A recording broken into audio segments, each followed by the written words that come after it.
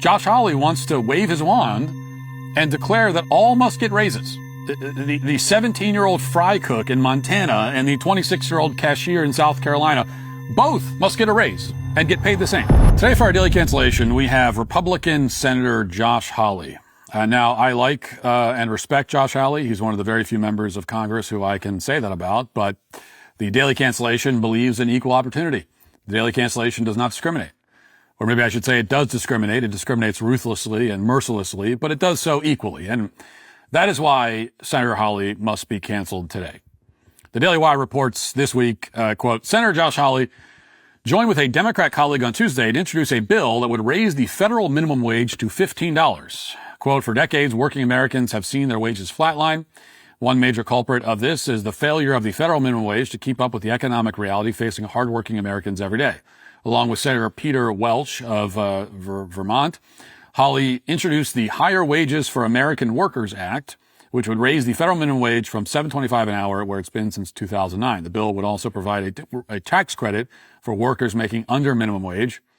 We're in the midst of a severe affordability crisis with families in red and blue states alike struggling to afford necessities like housing and groceries. Every hardworking American deserves a living wage that helps put a roof over their head and food on the table. $7.25 an hour doesn't even come close.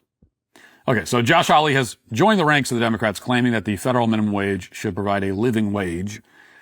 Now, granted, this point of view it's slightly less crazy now than it was when the Fight for 15 movement first began like 10 years ago or so.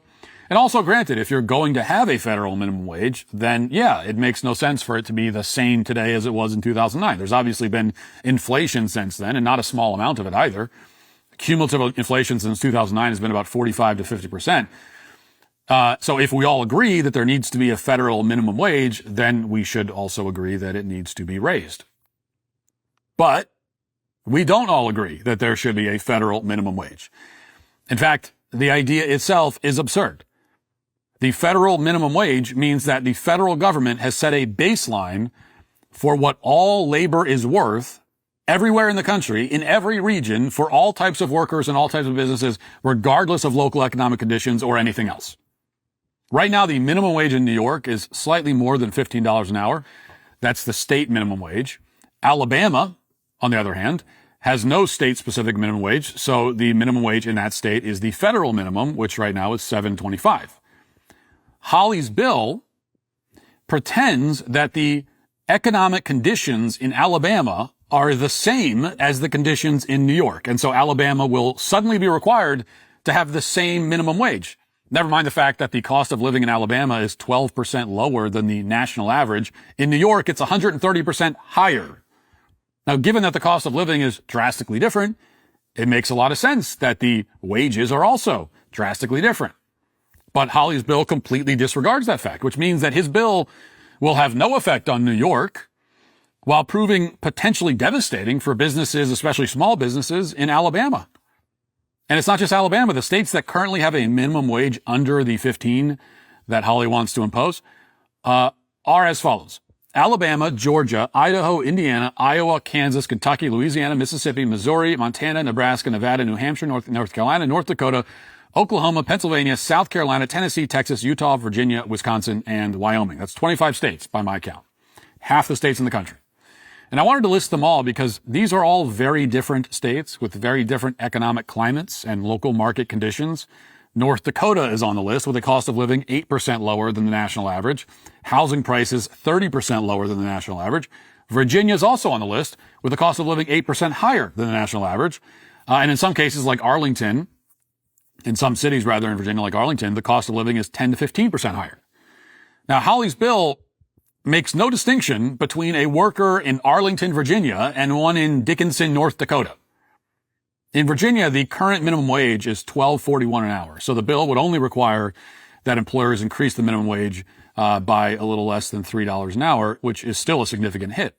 In North Dakota, the current minimum wage is $7.25 an hour, which means that the employers with minimum wage employees would be required to double their wages, which means that the state with the lower average income and the lower cost of living will be required to raise its wages by a much higher percentage.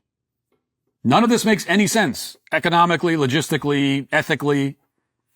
This is why the federal government should not be in the business of declaring what the wages need to be in a country of 340 million people spread out across 50 states and 3 million square miles.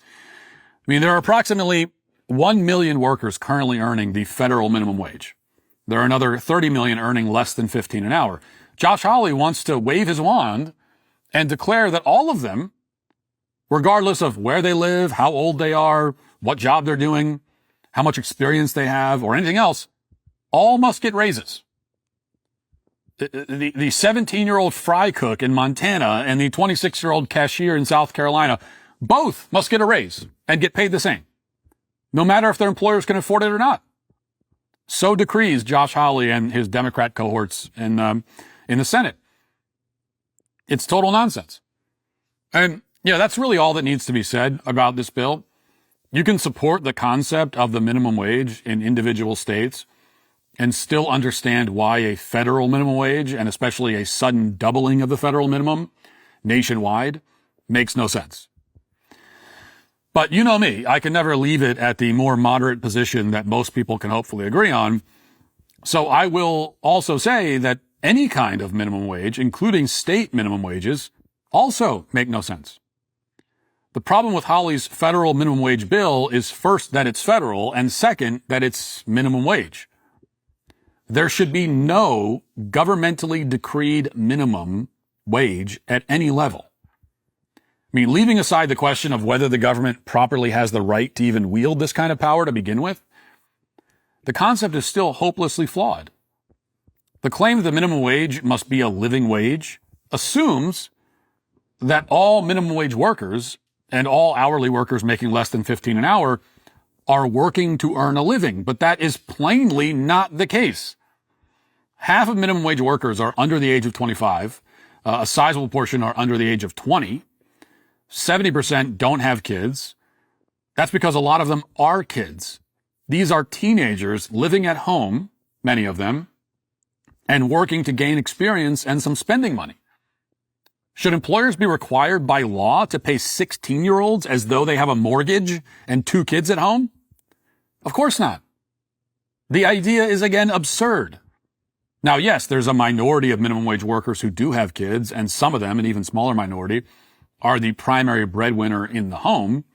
Again, this is a very small number of people, but the whole point here is that minimum wage laws do not distinguish between a high school sophomore working a summer job and the very rare 35-year-old trying to raise 2 kids on minimum wage. And that's the problem. Overall, 25% of fast food workers in this country are teenagers, which is a significant portion.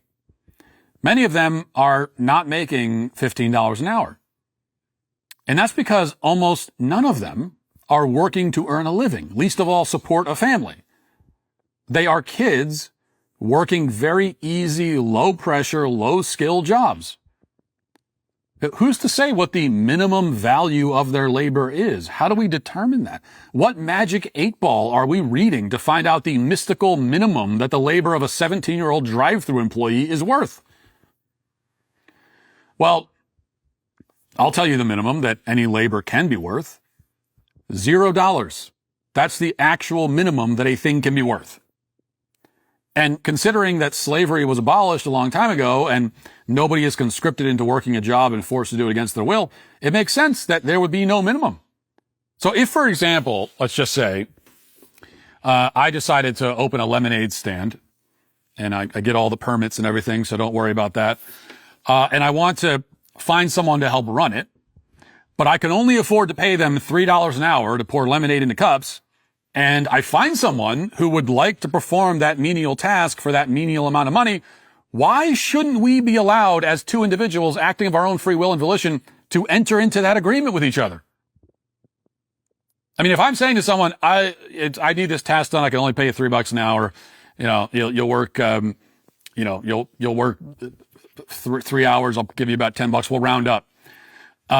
If I say that and they say, oh yeah, sure. Yeah, I'll take that. And then the government comes in and says, sorry, no, it doesn't work for us. No, sorry. Well, yeah, but it works for us though. We're the ones entering into, yeah, but we don't like it. Now, if I contractually promise to pay $20 an hour for the labor, but the moment they start work, I tell them it's only going to be $3, well, that would be different. That's fraud. But if I tell them what I can pay them ahead of time and they decide they want to work for that amount of money, what exactly is the problem? They could just say no, and they could get a job somewhere else. Now, will they be able to support a family of 5 on their lemonade stand salary? No. Which is why I would recommend that anybody with a family of 5 to support doesn't look for work at a lemonade stand. Here's the thing. Not every job is meant to be a career. Not every job is meant to support families. There are other kinds of jobs that exist in an economy. It's okay for those jobs to exist. It's good that they exist. We should want them to exist. My first job, when I was a kid, when I was, 14 or 15 or something, was at a snowball stand. Now, there is no universe where a part-time job at a snowball stand could ever support a family. So should snowball stands just not exist then? Because that's the only other option? But what would, if I'm a 14-year-old kid and I have zero financial obligations at all, and there's a snowball stand that wants to open, but they can't afford to pay more than $5 an hour, why shouldn't they be allowed to give that to a 15-year-old kid? What are we talking about living wage for in a case like that? That's insane. Insisting that even these kinds of jobs provide a living wage will mean not that those jobs will provide a living wage, but that they simply will not exist. If you tell me that I have to pay my lemonade stand employee $15 an hour, that will not mean that now my lemonade employee gets $15 an hour. It will just mean that now my lemonade employee gets $0 an hour because I won't be able to hire him in the first place. I'll have to either close up shop or pour the lemonade myself. Or if I'm a big corporation with lots of lemonade franchises across the country, I will solve my lemonade dispensing problem with automation, which won't be difficult to do. Either way, because you insisted that I provide a living wage to someone who doesn't actually need it for a job that does not warrant it, now all you've done is create fewer jobs. Oh, and by the way, now my lemonade will be like 5 times more expensive. Congratulations. All of this because you insist that a kid at a lemonade stand has to make enough to afford a 2-bedroom apartment. That's what the minimum wage gets you. It's a bad idea with even worse downstream consequences. Precisely the kind of idea that Democrats specialize in, and now that seems to have rubbed off on Republicans like Josh Hawley, who is normally really solid on most issues, but not on this one, which is why he is today, regrettably, canceled. If you'd like to see what else I have to say, you can access my full show by going to dailywire.com or by going to the Matt Walsh Show Twitter page. Hope to see you there. Godspeed.